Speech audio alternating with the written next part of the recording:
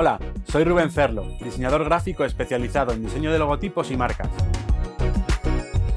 Durante años he trabajado en proyectos para clientes de todo el mundo, como Estados Unidos, Australia y Oriente Medio. Hay muchas formas de enfrentarse al diseño de logotipos, pero solo a través de la síntesis gráfica es posible recoger la esencia de la marca. Mis trabajos reflejan mi amor por el minimalismo y el reduccionismo, mi obsesión por la simplicidad.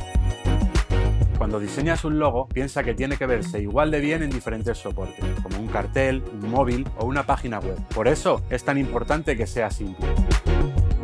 Llegar a la simplicidad gráfica con el uso de geometrías no suele ser tan fácil como puede llegar a parecer.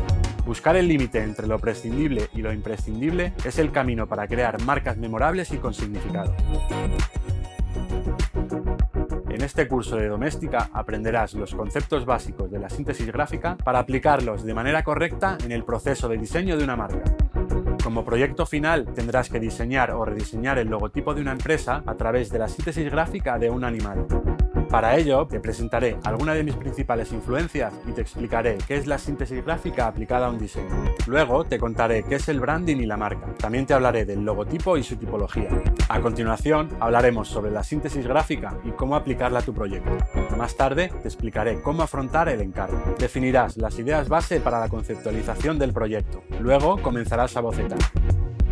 El siguiente paso será vectorizar esos bocetos hasta encontrar la propuesta perfecta. Elegirás la fuente tipográfica más adecuada y continuarás con la elección de color que mejor combine.